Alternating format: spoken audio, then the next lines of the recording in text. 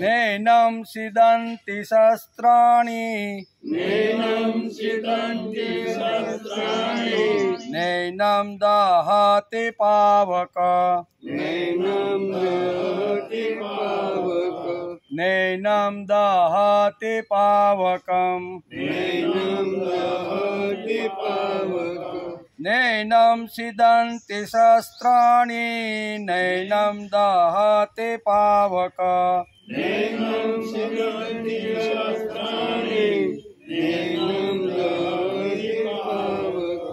नैनं सिदन्ति शस्त्राणि नैनं दहति पावक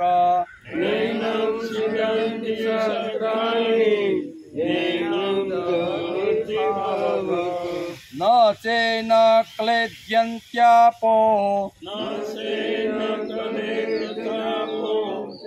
न चैनं क्लेद्यन्त्यापो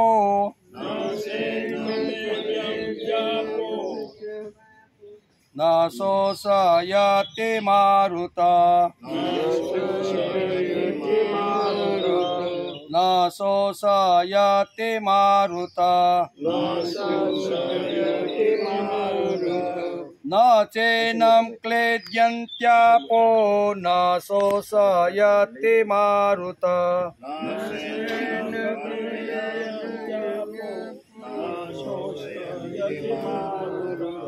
न क्लेद नैनं सिदन्ति शस्त्राणि नैनं दहति पावक न चैनं क्लेद्यन्त्यापो न शोषयति मारुता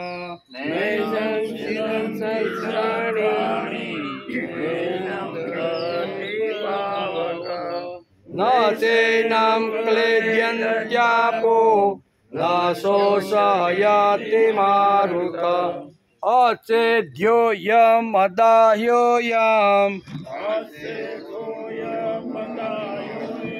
अचेद्योऽयम् अदाह्योऽयम् अचेद्योऽयम् अदाह्योऽयम्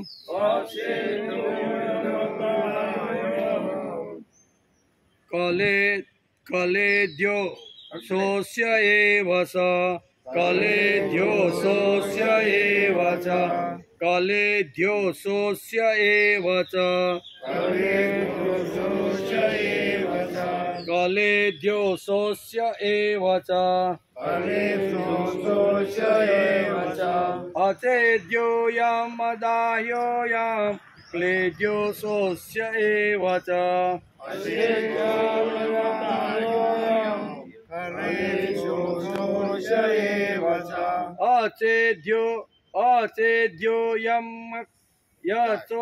यचेद्योऽयम् अदाह्योऽयम् क्लेद्यो शोष्य एव च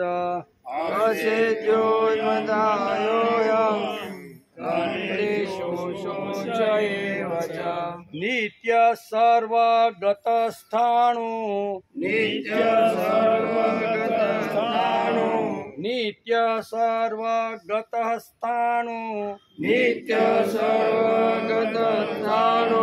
अचलोऽयं सनातन अचलोऽयं सनातन नित्य सर्वगतस्थाणु अचलोऽयं सनातन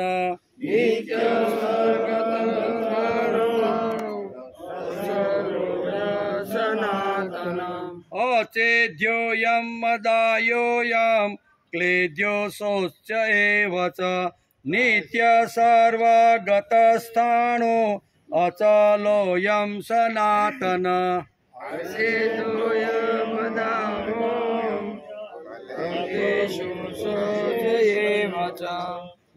गतस्थाणु अचलोऽयं सनातनम् वस्त्राणि नैनं दहति पावक न चैनं क्लेद्यन्त्यापो न शोषयति मारुत अचेद्योऽयमदाह्योऽयं क्लेद्यो शोच्च एव च नित्य सर्वगतस्थाणु अचलोऽयं सनातन असलोऽयं सनातन हरि ओम् देवसुतं देवं पंचचाणूरमर्दनं देवकी परमानन्दं कृष्णं वन्दे जगद्गुरु गुरुर्ब्रह्मा गुरुर्विष्णु गुरुर्देवो महेश्वर गुरुर्साक्षात् परब्रह्म तस्मै श्री गुरुवे नमः नारायणं नमस्कृत्यं नरं चैव नरोत्तमं देवीं सरस्वती व्यासं ततो जयमुदीरये ततो जयमुदीरये।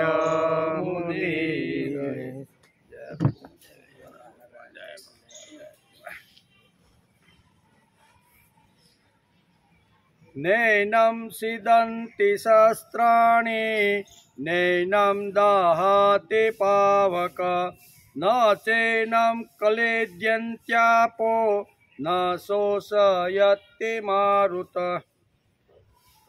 શ્રીમદ ભગવદ્ ગીતા ચિંતન શરૂ થયું એનો 79મો દિવસ। ગઈકાલે આપણે શ્રીમદ ભગવદ્ ગીતાના બીજા અધ્યાયના 22મા શ્લોકને નમસ્કાર કર્યા। થોડુંક રહી ગયું હતું પણ થોડીક ભાગદોડ થઈ એટલે ભાગી ગયા।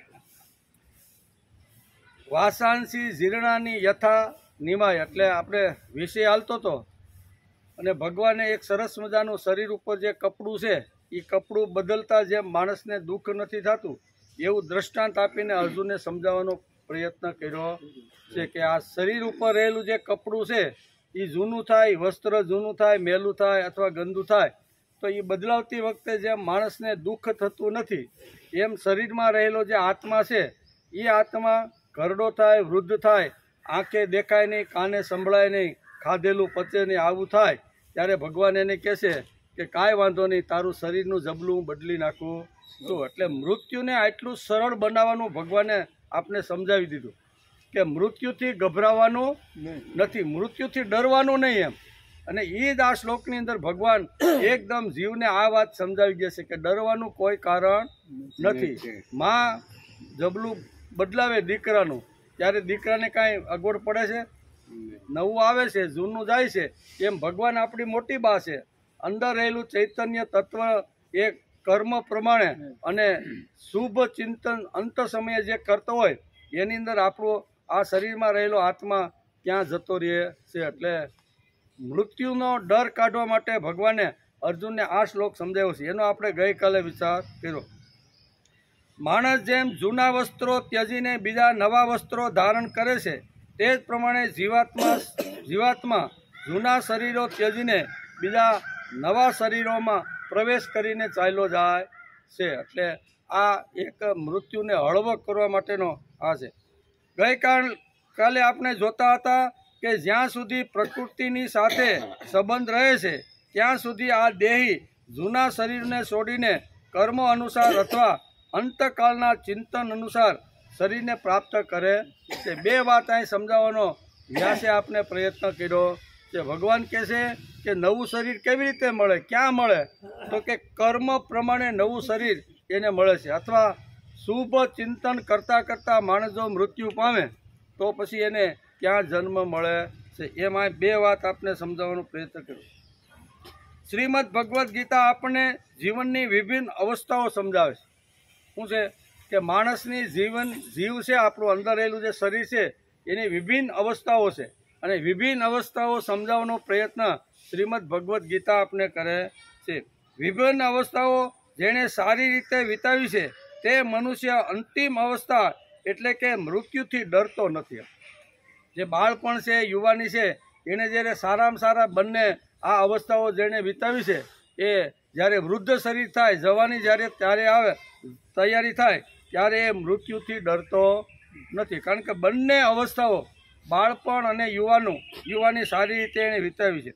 એટલે કપડાં બદલવા જવું, જૂના વસ્ત્રો ત્યજી નવા વસ્ત્રો ધારણ કરવા, આ સરળ અને સીધી વાત ભગવાને હાવ સમજાવી કે મૃત્યુનો ડર રાખવાની જરૂર નથી. એકદમ સરળ સીધી ભાષાની અંદર ભગવાન કહે છે કે જબલું બદલવા માટે જવાનું છે એમ કે. આ વાત સમજાવીને શ્રીમદ ભગવદ્ ગીતાકાર શ્રી કૃષ્ણ અર્જુનને કહે છે અને કહે છે કે વિભિન્ન આશ્રમના લોકોને પણ શ્રીમદ ભગવદ્ ગીતા માર્ગદર્શન આપે છે. અલગ અલગ જે આપણી અવસ્થાઓ છે એમ અલગ અલગ આપણા આશ્રમો છે, એ આશ્રમોને પણ શ્રીમદ ભગવદ્ ગીતા આપણે કંઈક માર્ગદર્શન આપે છે. તેથી ગીતામાં લખ્યું છે દેહિનો સ્મિન્યથ્ય દેહા કૌમારમ યૌવનમ જરા તથા દેહાંતર પ્રાપ્તિ ધીરજ તત્ર ન મુહ્યતે. ધીરજવાળો માણસ જે છે ને એ કોઈ દિવસ મોહ પામતો નથી. શા માટે? તો કે આ શરીરની 3 અવસ્થાઓ છે, કૌમારમ યૌવનમ જરા. કૌમારમ એટલે બાળપણ, યુવાન એટલે યુવાની, અને અહીંયા જરા એટલે વૃદ્ધત્વ. આ 3 અહીંયા અવસ્થાઓ સમજાવવાનો પ્રયત્ન કર્યો છે. જેમાં દેહધારીને આ દેહમાં બાલ્ય, યૌવન અને વૃદ્ધાવસ્થા પ્રાપ્ત થાય છે, તેમ બીજા દેહની પ્રાપ્તિ થાય છે. ધીરજવાળો તેમાં મોહ પામતો નથી. ધીરજવાળો માણસ એમાં કોઈ દી મોહ પામે નહીં. આ તો શરીરની અવસ્થાઓ છે, શરીર ઘરડું થાય, વૃદ્ધ થાય, બરાબર ને, એની અંદર કંઈ ક્રિયા ન થઈ શકે ત્યારે ભગવાન કહે હવે આને કેટલીક અગવડતા દેવી, એટલે નવું જબલું પહેરાવી ગયા છે અને બાળક થઈને પછી રમવા માંડે છે. જીવનમાં આવતી રહેલી શૈશવ, યૌવન અને વાર્ધક્ય એ 3 અવસ્થાઓ પણ ખૂબ જ સૂચક અને માર્ગદર્શક રીતે શ્રીમદ ભગવદ્ ગીતાની અંદર ભગવાને સમજાવી છે. આ 3 અવસ્થાઓને ખૂબ સારી રીતે ભગવાને સમજાવવાનો પ્રયત્ન કર્યો છે. પ્રત્યેક અવસ્થા બદલનારી છે, પરંતુ એક અવસ્થામાંથી બીજી અવસ્થામાં પ્રવેશ કરતી આગળની અવસ્થાની સુંદર અને જીવન ઉપયોગી વાતો સાથે લઈને આગળ વધવું જોઈએ એમ શ્રીમદ ભગવદ્ ગીતા કહે છે. એક અવસ્થામાંથી બીજી અવસ્થામાં જ્યારે માણસ જાય ત્યારે આગળ આપણે આગલી અવસ્થામાં જે કાંઈ કૃતિ, જે કાંઈ જ્ઞાન, જે કાંઈ ઉપાસના પદ્ધતિ જે કાંઈ છે એ લઈને માણસે આગળ વધવું જોઈએ. એટલે બાળપણમાં જે કાંઈ શીખ્યા હોય, બાળપણમાં જે કાંઈ ભણ્યા હોય, બાળપણની અંદર જે કાંઈ જ્ઞાન લીધું હોય 20-25 વર્ષ સુધી, એ બાળપણનું મૃત્યુ થાય છે એટલે યુવાવસ્થા ઊભી થાય છે. તે બાળપણમાંથી યુવાવસ્થામાં જ્યારે જાય ને ત્યારે બાળપણમાં લીધેલી જે બધી જ વાતો છે એ ભૂલા વગર જે શીખાશી, જે જાણ્યાશી, જે સમજાશે ને એને સાથે લઈને જવાનું શ્રીમદ ભગવદ્ ગીતા વાત કરે છે કે ના ના હવે બાળપણ આપણું પૂરું થઈ ગયું, હવે આપણે યુવાન થઈ ગયા, એટલે હવે બાળપણના જે કાંઈ રીમાસી ખાધું છે એની જરૂરત છે. આગળ જતી વખતે જે પાછળ રહેલી જે અવસ્થા છે એ અવસ્થામાં જે ક્રિયાઓ, જે કાંઈ આપણે કર્યું હોય ને એ લઈને આગળ વધવાનો પ્રયત્ન કરવો જોઈએ એમ કે. એટલે જીવન ઉપયોગી વાતો સાથે લઈને આગળ વધવું જોઈએ એમ શ્રીમદ ભગવદ્ ગીતા આપને સમજાવે. આટલી સરળ સીધી સાદી વાત શ્રીમદ ભગવદ્ ગીતા અહીંયા અર્જુનને ધ્યાનમાં રાખીને માનવ જાતને સમજાવવાનો પ્રયત્ન કરે છે. કે છે બધું અર્જુનને, પણ અર્જુન તો ફક્ત નિમિત્ત છે. કે છે આખા વિશ્વના જેને પોતાનું કલ્યાણ જેને સાધવાનું છે, પોતાનું કલ્યાણ જેને કરવાનું છે ને એના માટેની આ બધી વાતો ભગવાન આપને સમજાવે છે. શૈશવમાં વિદ્યા પ્રાપ્તિ માટેની જિજ્ઞાસા અને સુખના જો જીવનભર સાથે રહે તો સમગ્ર જીવનનો કાળ સુવર્ણકાળ બની જાય છે. બાળપણની અંદર જે કાંઈ આપણે કૃતિ કરી, જ્ઞાન, વિદ્યા અથવા જે કાંઈ આપણે પ્રાપ્ત કર્યું છે એ સાથે લઈને જો માણસ ફરવાનો પ્રયત્ન કરે ને તો એનું જીવન આખું બદલી જાય છે. પણ યુવાનીમાં આવ્યા પછી અથવા વૃદ્ધત્વમાં આવ્યા પછી બાળપણની જે વાતો છે, યુવાનીની જે વાતો છે એ વૃદ્ધની અંદર વૃદ્ધ આવતા માણસ ભૂલી જાય છે. તેથી ગીતા આપને આગ્રહ કરીને વારંવાર કહે છે કે પાછળની જે અવસ્થાઓ ધીમે ધીમે ક્ષીણ થાય અથવા એ ખલાસ થાય છે અને બીજી અવસ્થામાં જ્યારે માણસ જાય છે ત્યારે એ વાતો લઈને જ આગળ વધવું જોઈએ. જેને પોતાનો વિકાસ કરવાનો છે, જેણે ભક્તિ કરી અને જીવનને સમૃદ્ધ બનાવવાનું છે, એવા લોકોએ આગળની બધી જ વાતોને સાથે રાખી અને આગળ જવાનો પ્રયત્ન કરવો જોઈએ. આટલી સરળ વાત આ શ્લોકની અંદર ભગવાને સમજાવવાનો પ્રયત્ન કર્યો છે. નિશ્ચિંતતા અને નિષ્પાપતા એ પણ બાલ્યકાળ તરફથી માનવને મળતા વરદાનો છે. આમ શ્રીમદ ભગવદ્ ગીતા કહે છે. બાળપણમાં શું હતું તો કે નિશ્ચિંતતા, કોઈ પ્રકારની એને ચિંતા હતી નહીં. બા જેવું જબલું પહેરાવે એવું જબલું બાળક પહેરી લેતો. બા જે પ્રમાણે ખવડાવે એ પ્રમાણે બાળક ખાઈ લે. નિશ્ચિંત એટલે ચિંતા વગરનું જીવન જેમ બાળપણની અંદર બાળકમાં વિતાવે છે. અને બીજી વાત છે નિષ્પાપતા. એને કોઈ પ્રકારનો બાળકને મનની અંદર પાપ રાગ દ્વેષ હોતો નથી. શેરીની અંદર નાના બાળકો રમતા હોય અને રમતા રમતા જો ઝઘડી પીડા હોય ને તો માવુંને એમ થાય કે અમારા છોકરાને આમ કર્યું તેમ કર્યું. માયું ઉપર બેઠ્યું બે ઝઘડતી હોય, પણ નીચે ઝઘડ્યા પછી 5 મિનિટમાં બાળક એ જ બાળક સાથે આવી રીતે ભળી જાય છે કે નહીં? એને કાંઈ નથી એમ, એ નિષ્પાપ છે. આજે કદાચ રમકડું આમ તેમ આડું કવડું કર્યું હોય અને ઝઘડી પડે તો બીજી જ મિનિટે એ બંને બાળકો પાસે સાથે રમતા હોય છે. આવું થાય કે નહીં? આ આપણા જીવનમાં આવતી રહેલી નાની બધી વાતો છે. એ નાની વાતોને ભગવાન અહીંયા સમજાવવાનો પ્રયત્ન કરે છે. નાના ઉદાહરણો આપીને વ્યાસ સમજાવે છે કે જીવન ભાગવા માટે નથી, જીવન રડવા માટે નથી, જીવન આવી રીતનું ચિંતા અને નિરાશા કરવા માટે નથી. બાળપણની અંદર જે નિશ્ચિંતતા હતી, બાળપણની અંદર જે નિષ્પાપતા હતી, એ લઈને યુવાવસ્થામાં ધીમે ધીમે આગળ વધવાનું. એ 2 ગુણોને સાથે લઈને આગળ વધવાનું. અને પછી જ્યારે વૃદ્ધત્વ આવે ત્યારે પણ નિશ્ચિંત જીવન માણસનું થવું જોઈએ, નિષ્પાપ જીવન થવું જોઈએ. આ બધી જે આગળની વાતો લઈ અને ધીમે ધીમે માણસને આગળ વધવું જોઈએ. છોડવાની વાત નથી. તેથી ચિંતા અને નિરાશા આ 2 વસ્તુ વૃદ્ધત્વને કોરી ખાય. વૃદ્ધત્વને વધારેમાં વધારે ચિંતા હોય છે અને વધારેમાં વધારે નિરાશા આવી જાય છે. કંઈક ઘરની અંદર અથવા સમાજની અંદર નાની મોટી વસ્તુ આપણા મનને ગમતી ન હોય એવી વસ્તુ કોઈ જો ઊભી કરે તો સીધા આપણે નિરાશ અને આપણે એકદમ ક્રોધમાં આવી જઈએ છીએ. એટલે કહે છે કે વૃદ્ધનું જીવન કેવું હોવું જોઈએ તો કે બાળપણની અંદર જે વાતો હતી એ લઈને વૃદ્ધાવસ્થા સુધી લઈ જવાની.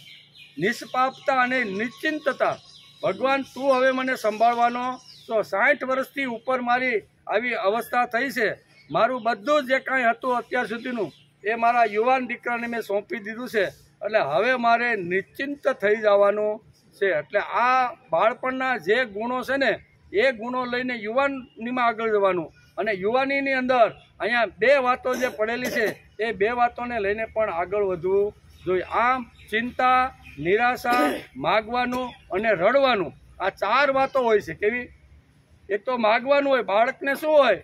બાળકને કોઈ પણ રમકડું કોઈ આપણે જગ્યાએ માનો મેળામાં ગયા અને મેળામાં ગયા પછી બાળક હઠ કરે કે પપ્પા મને આ રમકડું આપો. પપ્પો વિચાર કરે છે કે હજી તો આપણે પ્રવેશ કરતાની સાથે જ બાળકે આ રમકડું માગવાની શરૂઆત કરી છે.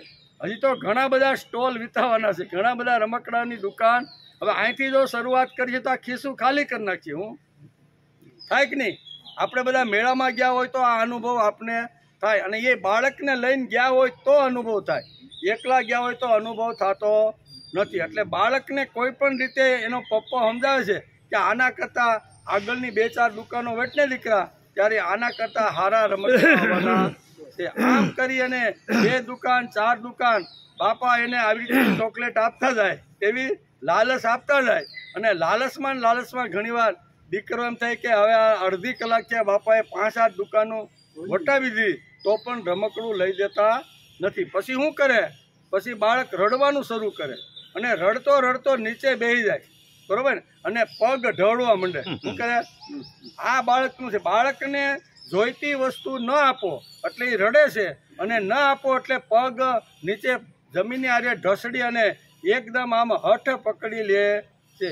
એમ વૃદ્ધત્વની અંદર પણ ઘણીવાર આવી રીતનું થતું હોય છે, બરોબર ને? કે વૃદ્ધાવસ્થામાં જ્યારે આ વસ્તુ થાય છે ત્યારે માણસે આ નિષ્પાપતા અને નિશ્ચિંત થઈને જીવવાનો પ્રયત્ન કરે તો માણસને અગવડ પડતી નથી. તેથી ભગવાન અહીંયા અર્જુનને સમજાવે છે કે હે અર્જુન, નિશ્ચિંતતા અને નિષ્પાપતા એ પણ બાલ્યકાળથી માનવને મળતા રહેલા વરદાનો.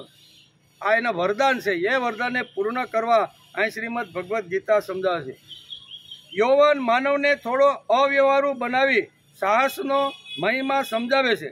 સતત સલામતી સાધવાની મનોવૃત્તિ એ માનવના જીવનને દુર્ગંધી કરનારો સડો છે. તેથી પ્રભુ ઉપર વિશ્વાસ રાખી અને જીવન જીવવાનો પ્રયત્ન કરવો. ભગવાન ઉપર વિશ્વાસ રાખવો જોઈએ કે ભગવાન મારું સંભાળશે, મને સાચવશે. સંસ્કૃતિ રક્ષણ કે પ્રભુ કાર્ય માટે હિંમતથી કૂદવાની મનોવૃત્તિ સાચા યૌવનની પ્રતીતિ કરાવે છે. એમ શ્રીમદ ભગવદ્ ગીતા આ 3 અવસ્થાઓ સમજાવતા આ વાત આપને સમજાવે છે. વાર્ધક્ય વૃદ્ધત્વ માનવ મનનું વલણ બદલીને તેને વધારે ઈશ્વરાભિમુખ કરે છે, પ્રભુ તરફ વલણ કરે છે. વૃદ્ધત્વ કેવું છે? હવે સંસારની જે માયા છે, સંસારના જે કાંઈ વ્યવહારો છે એ છોડી અને વૃદ્ધત્વની અંદર વધારામાં વધારે વલણ પ્રભુ તરફ શબ્દ વાપરો છે ઈશ્વરાભિમુખ મોઢું હોય એવો પ્રયત્ન વૃદ્ધત્વની અંદર માણસે કરવો જોઈએ. એમ આપણે શ્રીમદ ભગવદ્ ગીતા આ શ્લોકની અંદર સમજાવે છે. વાર્ધક્ય વૃદ્ધત્વ માનવ મનનું વલણ બદલીને તેને વધારે ઈશ્વરાભિમુખ બનાવે. વધારામાં વધારે હવે આપણો જે સમય છે, બરોબર ને, એ સમયને ક્યાં વાપરવાનો? ઈશ્વરાભિમુખ આપણું જીવન બને. સવારે વહેલા ઉઠી અને રાતના સૂઈ ત્યાં સુધી વધારામાં વધારે જે મેક્સિમમ જે કલાકો છે ને એ ઈશ્વરાભિમુખ હોવી. ઈશ્વરની સન્મુખ, ઈશ્વરની પાસે અથવા ઈશ્વરની સામે આપણું જીવન હોવું જોઈએ એમ શ્રીમદ ભગવત કહે છે. એટલે બાળપણની અંદર રહેલી જે નિષ્પાપતા અને નિશ્ચિંતતા છે એને સાથે લઈ અને વૃદ્ધત્વ સુધી પહોંચવાનો પ્રયત્ન કરવો જોઈએ. વૃદ્ધોની પાસે રહેલી અનુભવની મૂડીના એટલે કે સહારે સાચો વૃદ્ધ સમાજમાં ભાવ અને ભક્તિનું સંવર્ધન કરવા માટે સતત પ્રવૃત્તિશીલ રહે. સાચો વૃદ્ધ કોણ? ઉંમરથી વધી ગયો એટલે વૃદ્ધ નહીં. ઉંમરથી તો આપણે ઘેરે બેઠા રહેવું ને તોય ઉંમર તો એનું કામ કરવાની છે. ઉંમર તો વધવાની જ ને. એ કાંઈ એમ કે ના ના હવે આની ઉંમરમાં મારે સ્ટોપ કરી દેવું એવું નથી. એટલે ખાલી ઉંમર વધે અને માથે ધોળા વાળ થાય, આંખે દેખાતું બંધ થાય કે પગ કામ કરતા બંધ થાય એટલે વૃદ્ધ નહીં. વૃદ્ધની અંદર ક્વોલિટી છે. શાસ્ત્રકારો શ્રીમદ ભગવદ્ ગીતા કહે છે કે વૃદ્ધ એટલે ખાલી વધી ગયેલો એમ નહીં, પણ વૃદ્ધની અંદર કઈ વાતો હોવી જોઈએ? તો શ્રીમદ ભગવદ્ ગીતા આપને અહીંયા 2 વાતો સમજાવે છે. કઈ 2 વાતો છે?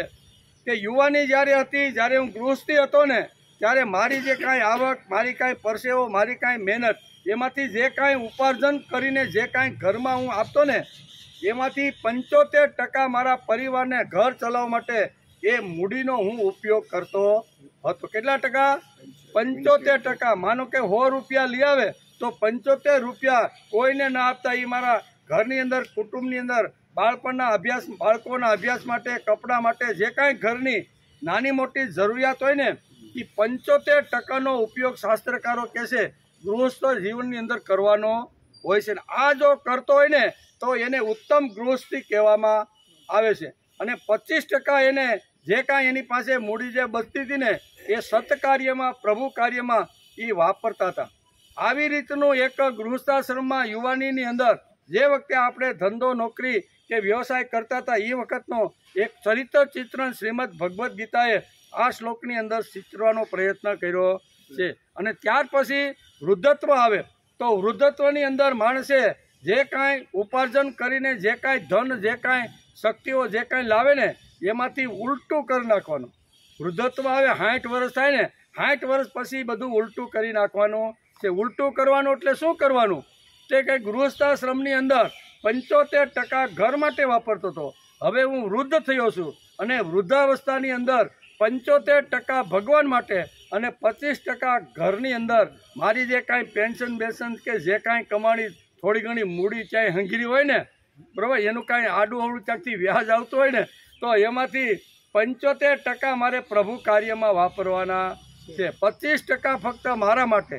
જે ઘરની અંદર હું રહું છું એ ઘરનો રોટલો પણ મારે મફતમાં ખાવાનો નથી. તેથી સંસાર માટે ખાલી 25% અને આત્માના કલ્યાણ માટે, જીવન વિકાસ માટે, મારે જ્યાં જવું છે એના શ્રેય માટે 75% વાપરવાનો પ્રયત્ન કરે એને ખરો વૃદ્ધ કહેવામાં આવે છે. નહીં તો ઘરડો તો હોય જ, સાનમાનો બેઠો રહે ને તોય ઘરડો તો થઈ જવાનો છે. આંખો જતી રહેવાની છે ઊંડી, અથવા હુજવાનું બંધ થાય, માથે ધોળા વાળ આવે છે, બધું તો થવાનું છે. પણ વૃદ્ધ અને ઘરડામાં એટલો ફરક છે. ઘરડો એટલે ઘસાઈ ગયેલો, સમાજે ઘસ્યો, કુટુંબે ઘસ્યો, પત્નીએ ઘસ્યો, વ્યવહારે ઘસ્યો, નોકરીએ ઘસી નાખ્યો, ઘસી અને જેના વાળ ધોળા થઈ ગયા છે, ઘસી અને જેની આંખોનું તેજ ખલાસ થઈ ગયું છે, શરીરને ઘસી અને જેના કાનની કર્ણેન્દ્રિયમાં સાંભળવાનું ઓછું થઈ ગયું છે.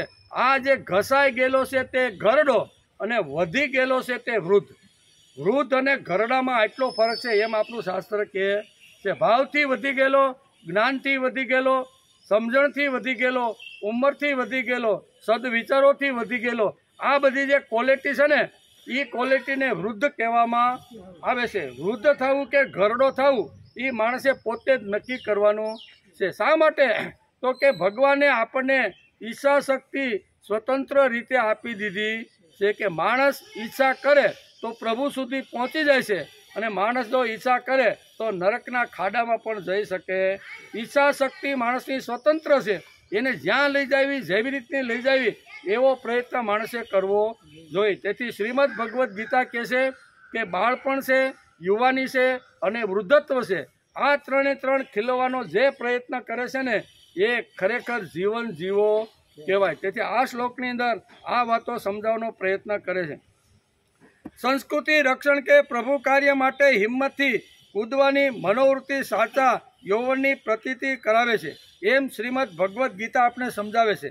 વાર્ધક્ય, વૃદ્ધત્વ માનવ મનનું વલણ બદલીને તેને વધારેમાં વધારે ઈશ્વરાભિમુખ કરવાનો પ્રયત્ન કરે છે. એટલે આપણે હવે ગમે ત્યાં સમય ન ગાળતા, બરાબર ને, ગમે ત્યાં ગામ ગપાટા મારી અને મળેલું જે શરીર છે એને બરબાદ ન કરતા વધારેમાં વધારે વૃદ્ધત્વ ઈશ્વરાભિમુખ થાય, ભગવાન તરફ વળે, એના માટે વૃદ્ધોએ વિચાર કરવો જોઈએ. તેથી શ્રીમદ ભગવદ્ ગીતા આપણે શું કહેવાય, આપણી ભાષામાં કહેવું હોય તો ઠોકે હથોડા મારી અને આ વૃદ્ધત્વને કેવી રીતનું શણગારવાનું, વૃદ્ધત્વની અંદર કઈ સમસ્યા આવે તો એને કેવી રીતની ઉકેલવાની, આ બધી જ વાતો શ્રીમદ ભગવદ્ ગીતા આપણે સમજાવે છે.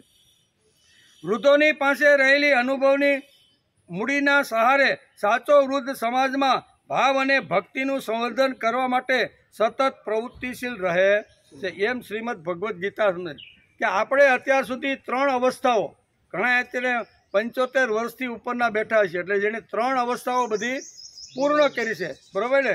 એણે બ્રહ્મચર્યાશ્રમ, ગૃહસ્થાશ્રમ અને વાનપ્રસ્થ 3 અવસ્થાઓ જે પૂરા કરીને બેઠો છે.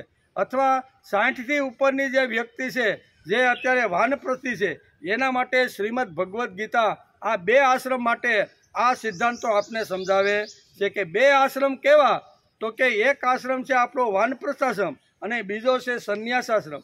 એની અંદર વધારેમાં વધારે માણસની પાસે આવી રીતની વૈચારિક મૂડીનું આવી રીતનું ભંડોળ પડેલું, સારામાં સારા ખાટી મીઠી કેટલા 70, 80, 90 વર્ષ સુધી ઘણું બધું જોઈને અત્યારે આપણે અહીં સુધી પહોંચ્યા છીએ. તો આપણી પાસે જે ભાવની મૂડી છે, જ્ઞાનની મૂડી છે, અનુભવની મૂડી છે, સમજણની મૂડી છે, આ બધી મૂડી ભગવાને ક્વોલિટી છે ને એ વૃદ્ધત્વની અંદર નિર્માણ કરેલી છે. આ વૃદ્ધત્વની અંદર રહેલી જે આ મૂડી છે ને એ મૂડીના માણસે સમાજના વિકાસ માટે, પ્રભુ કાર્ય માટે, અથવા સમાજની અંદર જ્યાં જ્યાં મારી જરૂરિયાત પડે, જ્યાં જ્યાં મારી જ્ઞાનની જરૂર પડે, શરીરની જરૂર પડે, મારી કાંઈ ઇન્દ્રિયોની જરૂર પડે ને ત્યાં વાપરવાનો માણસે પ્રયત્ન કરવો. અનુભવની મૂડી હવે ક્યાં વાપરશું ભાઈ? હવે તો આથમતો સૂર્ય છે, ક્યારે આથમી જાય ખબર નથી, અસ્ત સૂર્ય ક્યારે અસ્ત થઈ જાય એ ખબર નથી. તેથી અનુભવનું પાથું આપણી પાસે જબરજસ્ત જે પડેલું છે ને એ સમાજની અંદર વાપરતા જાઓ એવું વાપરો કે જતાં પહેલાં ભગવાનને એમ થાય કે મેં આને વૃદ્ધત્વ આપ્યું હતું એ એણે સાર્થક કરી બતાવ્યું છે. તેથી વૃદ્ધત્વને સાર્થક કરવા માટે અહીંયા શ્રીમદ ભગવદ્ ગીતા આપને સમજાવે છે કે બાળપણ હોય, યુવાની હોય કે વૃદ્ધત્વ હોય, એટલે બાળપણ અને યુવાનીનું જે કાંઈ ભાતું, જે કાંઈ સમજણ, જે કાંઈ જ્ઞાન, જે કાંઈ વિદ્યા અને જે કાંઈ આપણે પ્રાપ્ત કર્યું છે ને એને સાથે લઈને વૃદ્ધત્વની અંદર આગળ વધવાનો પ્રયત્ન કરવો. બહુ સરળ અને સીધી વાતની અંદર આ 3 વાતો શ્રીમદ ભગવદ્ ગીતા આપણે સમજાવે છે. એટલે કે વૃદ્ધોની પાસે અનુભવની મૂડી છે, તે સમાજ માટે અને પ્રભુ માટે માણસે વાપરવાનો પ્રયત્ન કરવો જોઈએ. હું બાળક રહીશ પણ બાલીશ નહીં, હું બાળક રહીશ પણ બાલીશ નહીં, હું યુવાન બનીશ પણ ઉશ્કણ નહીં, હું વૃદ્ધ થઈશ પણ નિરાશ થઈશ. વૃદ્ધ થવાનું પણ નિરાશ થવાનું વાતની અંદર ઘણીવાર આપણે આપણા મનને મારી નાખતા હોય છે. ગીતા તેથી જ કહે છે અને વાર્ધક્યને સુંદર બનાવવાનો જે પ્રયત્ન કરે છે ને એ જ ખરો વૃદ્ધ છે. અને આવા વૃદ્ધ માટે આ 3 વાતો શ્રીમદ ભગવદ્ ગીતામાં વાપરી છે. આ ત્રિસૂત્રી માનવ જીવનની 3 અવસ્થાઓનો સુંદર સમન્વય શ્રીમદ ભગવદ્ ગીતાએ સમજાવ્યું છે. તેથી એનો વારંવાર આ શ્લોકનો અભ્યાસ કરી અને ભગવાન અર્જુનના માધ્યમથી આપણે શું કહેવા માગે છે તે શ્લોકને વારંવાર વાગોળવો જોઈએ. જીવનના 3 આશ્રમને સુંદર બનાવી માનવ મૃત્યુનું સ્વાગત કરવા તૈયાર રહે એવું સુયોગ્ય માર્ગદર્શન શ્રીમદ ભગવદ્ ગીતા આપણને આપે છે. 3 અવસ્થાઓ પૂરી કરી. શું કર્યું? બ્રહ્મચર્યાશ્રમ, પછી ગૃહસ્થાશ્રમ અને વાનપ્રસ્થાશ્રમ. આ 3 અવસ્થાઓ પૂરી કરી અને માણસ જ્યારે શું કહેવાય સંન્યાસાશ્રમમાં જ્યારે પહોંચે છે ને એના માટેની અહીં વાત કરે છે કે જીવનના 3 આશ્રમને સુંદર બનાવી માનવ મૃત્યુનું સ્વાગત કરવા તૈયાર રહે એવું સુયોગ્ય માર્ગદર્શન શ્રીમદ ભગવદ્ ગીતા આપણને આપે. 3 આશ્રમ પૂર્ણ કરીને 4થા આશ્રમમાં જ્યારે માણસ પ્રવેશ થાય છે ને ત્યારે શ્રીમદ ભગવદ્ ગીતા કહે છે કે હવે સંસારની તમામ જે કાંઈ માયા છે, મોહ છે, જે કાંઈ છે ને એ સંપૂર્ણ જે છે એનો વળાંક તારે પ્રભુ ભક્તિની અંદર જ વાળવો. છોડવાનું નથી, કાઢવાનું નથી, ફેંકી દેવાનું નથી, પણ એનો વળાંક વાળી દેવાનો છે. અત્યાર સુધી કુટુંબ માટે, પરિવાર માટે, સમાજ માટે, નોકરી માટે, ધંધા માટે મેં આ કદાચ 3 અવસ્થાનો ઉપયોગ કર્યો હશે, પણ હવે આ છેલ્લી જે અવસ્થા છે ને એને મારે વળાંક આપીને પ્રભુ તરફ લઈ જવાની છે. એમ શ્રીમદ ભગવદ્ ગીતા કહે છે કે ભગવાન તો તમારું સ્વાગત કરવા માટે ઊભા જ છે. જો આવી રીતનું જીવન હોય તો ભગવાન અહીંયા મોતીનો થાળ લઈને કહે છે કે મારો દીકરો હમણાં જ આવશે અને હમણાં જ કેટલું મોટું કામ કરીને આવે છે ને, તેથી એનું સ્વાગત કરવા માટે ભગવાન આપણા એના દરવાજાની અંદર ઊભા હોય. તેથી જ કહે છે કે વાસાંસી જીર્ણાની યથા વિહાય. આ શ્લોકની અંદર આ મૃત્યુનો ડર કાઢી અને ભગવાન સુધી પહોંચવા માટેની જે કાંઈ પ્રક્રિયાઓ છે એ સમજાવવાનો પ્રયત્ન અહીંયા ભગવાન અર્જુનને સમજાવે છે. તેથી અને ત્યાર પછીનો જે શ્લોક છે એ 23મો શ્લોક છે, એનો આજે આપણે અભ્યાસ કરવાનો છે. 23મા શ્લોકની અંદર ભગવાન અર્જુનને શું કહે છે કે નૈનમ સિદંતી શસ્ત્રાણી નૈનમ દહતી પાવક ન ચૈનમ કલેજ્યાંત્યાપો ન શોષયતી મારુત. બહુ સરળ આ શ્લોક તો મને એમ લાગે છે કાંઈ ઘણા લોકો બેઠા છે ને એ બધાને કંઠસ્થ જ હશે. એવો સરળ, સીધો, સાદો શ્લોક ભગવાને અહીંયા અર્જુનને બહુ સરસ રીતે સમજાવવાનો પ્રયત્ન કર્યો છે. તું એમ કહેશો કે પિતામાં ભીષ્મ અને દ્રોણાચાર્યને હું મારું તો મને આવી રીતનું પાપ મળે ને પાપથી નરક મળે, તો આવું તું જે વાત કરે છે ને એ બધી તારી વાતો ખોટી છે. ઘણા સમય પહેલાં હું ને તું નહોતા, આ રાજાઓ પણ હતા નહીં. આજે આપણે કુરુક્ષેત્રના મેદાનમાં હું પણ છું, તું પણ છો, અને સામે 18 અક્ષરની સૈન્ય જે ઊભી છે એમાં રાજાઓ પણ યુદ્ધ માટે આવેલા છે. તને એમ લાગે છે કે આ બધાને મારીને મને નરક મળશે, તો ભગવાન એને આ શ્લોકમાં સમજાવે છે કે માણસનો આત્મા મરતો નથી, મરે છે એ શરીર છે. તેથી શરીર ઉપર બહુ ભરોસો રાખવાનો. એ તો આવે અને જાય, બરાબર, થોડા સમય 5, 25, 100 વર્ષ સુધી આ શરીર રહેશે, પણ એ શરીર જાય છે પણ આત્મા તો અમર છે, એ કોઈ દી મરતો નથી, એવો ભગવાન અહીં સમજાવે છે. એમાં પહેલી જ વાત કે નૈનમ સિદંતી શસ્ત્રાણી, આત્માને શસ્ત્ર સેદી શકતું અંદર રહેલું જે આત્મ તત્વ છે ને એ બહારની બધી વસ્તુ સેદાય. માણસનું શરીર હોય ને તો કોઈ બાણ મારે, તલવાર મારે તો આ ખૂણે નાખ્યું તો પાછળના ખૂણે સેદાઈ જાય, બરાબર. કોઈ પણ ઝાડને છેદવાનું હોય તો શસ્ત્ર એને છેદી શકે કે નહીં? આ સમાજની અથવા પૃથ્વી ઉપરની પ્રત્યેક ભૌતિક જે વસ્તુઓ છે એને શસ્ત્ર છેદી શકે છે. કોઈ પણ હોય, પછી મોટર હોય, શરીર હોય કે કોઈ પણ બાકડો, કોઈ પણ એ શસ્ત્રથી એને છેદી શકાય છે, એને તોડી શકાય છે. પણ ભગવાન અર્જુને કહે છે કે નૈનમ સિદંતી શસ્ત્રાણી, આ આત્માને શસ્ત્ર છેદી શકતો નથી. બહુ સરળ રીતે સમજાવવાનો પ્રયત્ન કર્યો છે. એટલે કે નૈનમ સિદંતી શસ્ત્રાણી નૈનમ દહતી પાવક, અગ્નિ એને બાળી શકતી. નૈનમ દહતી પાવક, આ અગ્નિ પણ એને આત્માને બાળી શકતો નથી. બહારની જે તમામ જે ભૌતિક જે વસ્તુઓ છે એને અગ્નિ બાળી શકે, બાળે કે નહીં? આપણી ઘાસની ગંજી હોય અને કોઈ એની અંદર જો દિવાળી મૂકે તો આપણી ઘાસની જે ગંજી છે એ સળગે કે નહીં? બહારની કોઈ પણ વસ્તુને અગ્નિ બાળી શકે છે, પણ અંદર રહેલું જે આત્મતત્વ છે ને એને અગ્નિ પણ બાળી શકતું.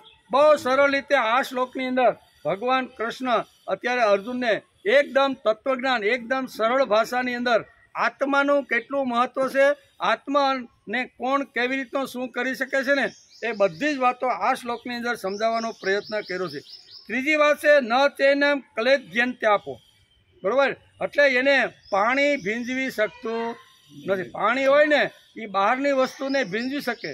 ચોમાસાના દિવસો હોય અને આપણે છત્રી લીધા વગર આપણે વાડીમાં આવ્યો હોય ને ઘેરે જવાનું હોય અને ધીમે ધીમે વરસાદ પડતો હોય તો એ વરસાદ આપણા કપડાં ભીંજે કે નહીં? ભીંજવી નાખે. કપડાને ભીંજે, બહારનું જે શરીર છે, નાક છે, કાન છે, બધું એને ભીંજે કે નહીં? બહારની વસ્તુ અહીંયા વરસાદથી અથવા પાણીથી ભીંજાઈ જાય છે, પણ અંદર રહેલું જે આત્મતત્વ છે એને કોઈ ભીંજવી શકતું નથી. અને ચોથી વાત કીધી ન શોષયતી મારુત. મારુત એટલે પવન. પવન એને સૂકવી શકતો નથી. આપણા કપડાં હોય, ચોમાસાના દિવસો હોય, સૂર્યનારાયણ દેખાતા ન હોય ત્યારે બેનો કપડાં ધોઈને ઘરની અંદર દોરી બાંધી હોય, એ દોરીની અંદર બેનો કપડાં સૂકવે છે. સૂર્યનો પ્રકાશ ત્યાં પહોંચવા છતાંય પવન આવે અને પવનથી આપણા કપડાં સુકાય કે ન સુકાય?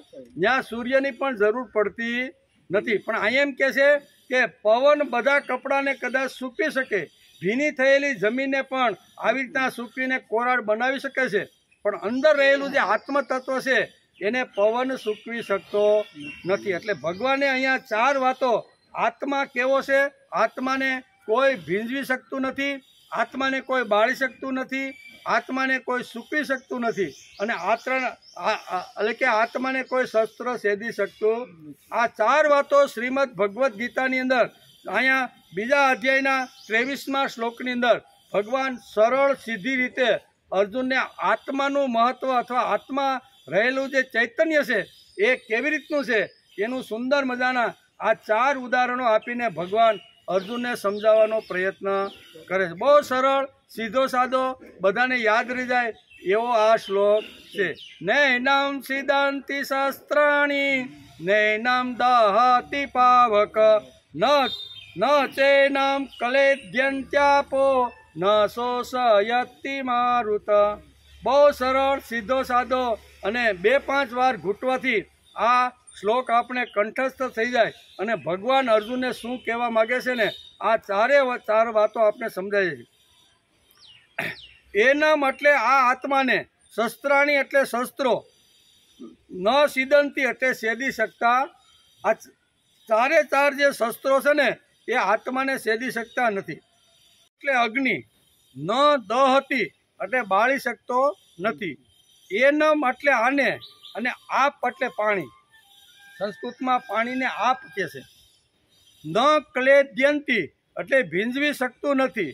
ચ એટલે અને, મારુત એટલે પવન, આને ન શોષયતી પવન એને સૂકવી શકતો. બહુ સરળ સીધી ભાષાની અંદર આ શ્લોકની અંદર અહીંયા ભગવાન અર્જુનને બહુ સરસ રીતે સમજાવે છે. તું એમ કે આ બધાને હું મારી નાખું, બરાબર ને? તો હલકે છે કે આ ભીષ્મ છે, દ્રોણ છે અને યુદ્ધની અંદર આવેલા જે રાજાઓ છે ને એના શરીરો જવાના છે. આત્માને કોઈ છેદી શકતું નથી, કારણ કે આ મારવાની વાત કરી ને, રણભૂમિ છે એટલે મારો અને મરો બેમાંથી એક જ વાત હોય. તેથી કહે છે કે આ આત્મા એવો છે કે જેને શસ્ત્ર હણી શકતો નથી, પવન એને સૂકવી શકતો નથી, અગ્નિ એને બાળી શકતો નથી અને પાણી એને ભીંજવી શકતો નથી. માટે તું યુદ્ધ કરવા માટે તૈયાર થઈ જા. મૂળ વાત ભગવાનને અહીંયા અર્જુનને એ જ કહેવાની છે. આ તત્વજ્ઞાન સમજાવતા સમજાવતા, જીવનને સમજાવતા સમજાવતા ભગવાનને અંતે તો એમ જ કહેવાનું છે કે તે હાથમાંથી જે શસ્ત્ર છોડી દીધા, ફેંકી દીધા, ધનુષ અને બાણ, એને પાછા ઉઠાવ અને યુદ્ધ માટે તૈયાર થઈ જા. આ બધા તો અહીંયા કાલે નહોતા અને આજે આવ્યા એટલે દેખાય છે, અને આવતીકાલે મરી જાય તો કોઈ દેખાવાનું. શરીર તો આવેન દાવનનું કામ કરે છે, પણ આત્મા કેવો છે એ ભગવાન આ શ્લોકની અંદર બહુ સરસ રીતે આત્માનું વર્ણન કરતા ભગવાન કહે છે. આગળ કહે છે કે શ્રીમદ ભગવદ્ ગીતા એ આપણો વૈશ્વિક ગ્રંથ છે. આ ગ્રંથની અંદર કોઈ પણ દુનિયાની એવી વાત નથી કે જે ભગવાને આપણે સમજાવવાનો પ્રયત્ન કર્યો ન હોય. આર્થિક વાત હોય, સામાજિક વાત હોય, કૌટુંબિક વાત હોય, આધ્યાત્મિક વાત હોય, સાંસ્કૃતિક વાત હોય કે જ્ઞાનની ઉપાસના કરવાની હોય, જ્ઞાન, ભક્તિ અને કર્મનો જો એ સિદ્ધાંતો સમજવાના હોય તો બધી જ વાતો ભગવાને શ્રીમદ ભગવદ્ ગીતાના આ 2 પુઠાની વચ્ચે એટલે કે 700 શ્લોકની અંદર સમજાવવાનો પ્રયત્ન કર્યો છે. માનવજાત જ્યાં સુધી આ જગત ઉપર રહે ત્યાં સુધી એને યોગ્ય માર્ગદર્શન મળતું રહે ને, બરાબર. પછી ભૌતિક હોય, આધિભૌતિક હોય કે આધિદૈવિક કોઈ પણ માર્ગદર્શન જો લેવાનું હોય તો હજારો વર્ષ સુધી પણ એને માર્ગદર્શન મળે. એવી રીતનો શ્રીમદ ભગવદ્ ગીતાનો આ પવિત્ર અને દિવ્ય ગ્રંથ છે. એનો આપણે ઘણા સમયથી આવી રીતનો અભ્યાસ કરતા રહેલી છે. તેથી શ્રીમદ ભગવદ્ ગીતા એ આપણો વૈશ્વિક ગ્રંથ છે, તત્વજ્ઞાનનો ગ્રંથ છે. આવા અમૂલ્ય ગ્રંથનો વારસો એટલે કે સમજવાનો આપણે પ્રામાણિક પ્રયત્ન કરીશું. આપણે સમજી ગયા એવો દાવો કરવાની કોઈ જરૂર નથી, કારણ કે મોટા મોટા વિદ્વાનો, મોટા મોટા ઋષિઓ, મોટા મોટા પંડિતો, મોટા મોટા જે ભગવાનના લાડકા દીકરા થઈ ગયા છે ને, એ પણ એમ કહે છે કે અમે આનો તાગ મેળવી શીખ્યા. એટલું ઊંડાણ શ્રીમદ ભગવદ્ ગીતામાં છે. જેટલા વાંચતા જાવ, જેટલું મનન કરતા જાય, જેટલું ચિંતન એ શ્લોકો ઉપર કરતા જાય તો એના એ શ્લોક ઉપરથી ઘણું બધું આપણે મળતું રહેલું છે. તેથી આપણે પ્રામાણિક પ્રયત્ન શ્રીમદ ભગવદ્ ગીતાની અંદર ભગવાને અર્જુનને શું કીધું, કેવું જ્ઞાન આપ્યું અને આ શાશ્વત જ્ઞાન ક્યાં સુધી ટકે, આ બધી જ વાતો ભગવાને અર્જુનને સમજાવવાનો પ્રયત્ન કર્યો છે. અર્જુનને માધ્યમ બનાવ્યો છે આખી માનવજાત માટે. તેથી અહીં કહે છે કે નૈનમ સિદંતી શસ્ત્રાણી નૈનમ દહતી પાવક ન ચે એટલે કે ન ચૈનમ કલેદ્યંત્યો ન શોષયતે મારુતે. આ 4 વાતો સમજાવીને આત્માનું કેટલું મહત્વ છે. આત્મા મરતો નથી, કોઈને મારતો નથી, કોઈ એને હણતું નથી અને કોઈ હણવા આવે તો પણ એ હણાતો નથી. આટલું શ્રેષ્ઠ તત્વજ્ઞાન ભગવાન અત્યારે અર્જુનને આ વાતોથી સમજાવી રહ્યા છે. દેહ તો વસ્ત્ર સમાન છે. કેવું? આ દેહ કેવો છે? વસ્ત્ર સમાન છે. પરંતુ દેહી કેવો છે, અંદર રહેલો દેહી કેવો છે, એની વાત ભગવાન આ શ્લોકમાં કહેવાના છે. દેહી કેવો છે? દેહને જે ધારણ કરે છે, જે વસ્ત્રને પહેરનાર છે, વસ્ત્રથી જે આચ્છાદિત થયેલો છે તેને દેહ કહેવામાં આવે છે. આ દેહ આપણો જે શરીર છે ને, એ આપણા જે વસ્ત્ર છે ને, આપણો શર્ટ હોય કે ઝભ્ભો હોય કે લેંગો હોય કે ચોણી હોય, એને ઢાંકવાનું આપણા શરીર એટલે દેહ છે. દેહને ઢાંકવાનું કામ અહીં ભગવાન કહે છે કે આ શરીરને ઢાંકવા માટે આ બધા વસ્ત્રો છે. અને અંદર રહેલો જે દેહી એટલે જેને આપણે કહીએ છીએ કે એને કોઈ જે સેદી શકતું નથી ને, એવું જે શરીરની અંદર જે છે ને એને ઢાંકવા માટે અહીંયા ભગવાને સુંદર મજાની ચામડીનું આખું શું કહેવાય પડ બનાવી દીધું. કોઈ જગ્યાએ હાંધોને વિચાર કરો, આપણા કપડાને કાઢવાના હોય તો સરળ રીતે ઘેરે જઈને પરસેવો વળ્યો હોય ને તો આપણે કાઢી નાખીએ, બરાબર ને, અને બીજા ધારણ કરી લઈએ છીએ. પણ આ શરીરની અંદર અહીંયા જે રહેલો જે દેહી છે, રહેલો જે આવી રીતનો શરીર છે, એને ઢાંકવા માટે જ ભગવાને સુંદર મજાની એક વ્યવસ્થા કરી છે. અને એ શરીર એ પડ એટલે ચામડીનું પડ, એમાં કોઈ જગ્યાએ હાંધોને વિચાર તો કરો. આ ચામડી ઉખેડે અને ડૉક્ટર પાસે જો બેસી અને ડૉક્ટર પેટને જો ખોલે ને તો અંદરથી એટલો ખોરાક દુર્ગંધ મારતો હોય છે ને કે પાસે ઊભું રહેવાનું મન થતું નથી. આ શરીર જો આવી રીતનું ખુલ્લું હોત તો એક માણસ બીજા માણસ પાસે બેસી શકત નહીં. તેથી ભગવાનને એમ થયું કે અંદર તો કેટલી કોહવેલી હળી ગયેલી આવી રીતની અંદર જીવા કેટલું બધું અંદર બધું કોહવાતું છે. ખાય ભલે મોઢેથી ગમે તેવું ગમે તેવા સ્વાદથી માણસ ખાતો હોય, પણ ગળા નીચે ઉતરા પછી હોજરીમાં જાય અને પછી એની જે હાલત થાય છે ને એ ડૉક્ટરને પૂછી તો ખબર પડે. પેટ છીતા હોય ને એને ખબર હોય કે અંદરથી કેવું કેવું બધું નીકળે, દુર્ગંધ મારતું. તો આને આચ્છાદિત કરવાનું કામ ભગવાને ચામડીનું સરસ મજાનું પડ, સરસ મજાનું વસ્ત્ર બનાવી અને આખા શરીરને ઢાંકવાનો પ્રયત્ન કર્યો. કોઈ જગ્યાએ હાંધો નહીં. વિચાર કરો, હે હાંધો છે ક્યાંય? ચામડીનો ઘેરે જઈને તપાસ કર્યો, કોઈ જગ્યાએ હાંધો નહીં. અને જ્યાં જ્યાં જેવી રીતની જરૂરિયાત હતી ને ખુલ્લું રાખવાની, ત્યાં પણ બરોબર પેક કરી દીધું. પછી નાક હોય, હોઠ હોય, કાન હોય, બરોબર ને, જેટલી જવાની જગ્યા રાખીને બાકી બધું પેક કરી દેવાની. પેક કર્યા પછી હાંધો પણ આપને જડતો. આવું સુંદર જેણે શરીર બનાવ્યું છે એ શરીરની અંદર કઈ કઈ પ્રક્રિયાઓ છે એ શ્રીમદ ભગવદ્ ગીતા આપને સમજાવવાનો પ્રયત્ન કરે છે. દેહને ધારણ કરે છે, જે વસ્ત્રને પહેનાર છે, વસ્ત્રથી જે આચ્છાદિત થયેલ છે તે દેહી કેવો છે એ સમજાવવા માટે ભગવાન ગીતામાં હવે પછીના આ 3 શ્લોક, કેટલા 3, 23, 24 અને 25, આ 3 શ્લોકની અંદર આ દેહને ઢાંકવા માટેનું જે વસ્ત્ર છે એ વસ્ત્રનું સુંદર મજાનું વર્ણન ભગવાને કર્યું છે. એટલે કે આ સમજાવવા માટે 3 શ્લોક ભગવાને કીધા છે. એમાં પ્રથમ શ્લોક છે, નૈનમ સિદંતી શસ્ત્રાણી નૈનમ દહતી પાવક ન ચૈનમ કલેધ્યાંત્યો ન શોષયતી મારુત. આ 4 વાતો આ શ્લોકની અંદર અહીંયા ભગવાન સમજાવે છે કે આત્માને કોઈ સેદી શકતું, એને શસ્ત્ર એની પાસે લા, ગમે તેટલા દુનિયાના શસ્ત્ર ભેગા કરો અને એ જો આત્માને સેદવાનો એ બધા શસ્ત્રો સાથે રહીને ભેગા કરે તો પણ આત્મા કોઈ દી સેદાતો નથી. ન દહતી પાવક, એટલે કે દુનિયામાં જેટલી અગ્નિઓ છે એ બધી અગ્નિઓ ભેગી કરી અને આત્માને સેદવાનો અથવા બાળવાનો જો પ્રયત્ન કરે તો પણ આત્મા બળતો નથી. દુનિયાની અંદર જેટલું પાણી છે એ બધું પાણી ભેગું કરી અને આત્માને પલળવાનો જો પ્રયત્ન કરે તો આત્મા પલળતો નથી. દુનિયાની અંદર જે પવનો છે અને વાવાઝોડા આવે એ આપણે બધાને ખબર છે. સમુદ્રને કાંઠે રહેતા હોય તે ખબર પડે કે કેટલા ફૂટ મોજા ઉછળતા હોય અને એ જ્યારે ધરતી ઉપર વાવાઝોડું આવે ને ત્યારે કેટલાય ઝાડવા, કેટલા વૃક્ષોને, કેટલી મોટરોને જેમ પતંગ ઉડતી હોય ને એમ આકાશમાં મોટરોને ઉડાડે. આટલી તાકાત કોની અંદર છે? પવનની અંદર. પણ એ બધા પવનો ભેગા થાય, 7 પ્રકારના પવનો ભેગા થાય અને આત્માને જો ઉડાડવાનો પ્રયત્ન કરે તો પણ આત્મા ઉડતો નથી. આવી સરસ મજાની આ શ્લોકની અંદર ભગવાન આ વાત સમજાવી. અને કારણ કે ભગવાન પાસે અર્જુને માગણી કરી હતી કે મારું કલ્યાણ શેમાં છે એ તમે મને સમજાવો.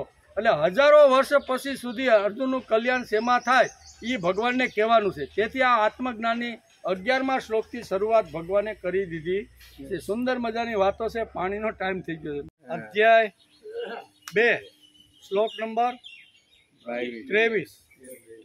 23મા શ્લોકમાં ભગવાન બહુ સરસ રીતે આ 4 જે તત્વો છે, વાયુ તત્વ, પૃથ્વી તત્વ, અગ્નિ તત્વ અને આકાશને બાદ કરો, પવન, હા, એ 4 તત્વોની વાત આ શ્લોકની અંદર ભગવાન અર્જુનને સમજાવે છે બધી આપણા માટે કે નૈનમ સિદંતી શસ્ત્રાણી નૈનમ દહતી પાવક ન ચ ક્લેદ્યંત્યાપો ન શોષયતી મારુત. આ 4 જે પૃથ્વી તત્વ છે, પૃથ્વી તત્વ એટલે અસ્ત્ર, એમ અસ્ત્ર શસ્ત્ર એમ. પછી વાયુ તત્વ, અગ્નિ તત્વ અને પવન, 4 તત્વો આત્માને છેદી શકતા નથી. બધા જો 5 તત્વો ભેગા થાય ને તો પણ આત્મા છેદાતો નથી. એમાંય ભગવાનને કહેવાનું છે એમ કે એ સમજાવવા માટે ભગવાન શ્રીમદ ભગવદ્ ગીતામાં હવે પછીના 3 શ્લોકની અંદર આને આગળ આ જ વાત સમજાવવાના છે એમ કે શરીર એટલે આત્માનું વસ્ત્ર છે, તેને બદલતા માણસને દુઃખ ન થવું જોઈએ. એટલે કે બદલતા માણસને ચિંતા, દુઃખ થવું ન જોઈએ. આગળની વાતને વધુ દ્રઢ કરવા, એટલે કે દ્રઢપણે સમજાવવા માટે, એટલે કે વાસાંસી જીર્ણાની યથા વિહાય આ શ્લોકને આગળ સમજાવતા આ શ્લોકની અંદર ભગવાને બહુ સ્પષ્ટ રીતે ક્લિયર કટ આત્માને કોઈ સેધી શકતું નથી એવું સમજાવવાનો પ્રયત્ન કર્યો છે. આ આત્માને શસ્ત્રો સેધી શકતા નથી, શરીરને શસ્ત્રો સેધી શકે છે, આત્માને નહીં. એમ શરીરને સેધી શકે, કોઈ ગોળી મારે બરાબર ને શસ્ત્રથી તો આપણું શરીર વિંધા જાય, કોઈ તલવાર આવી તો શરીરને મારે તો શરીર સેદાય છે, પણ અંદર રહેલું આત્મા તત્વ અંદર સેદાતું નથી.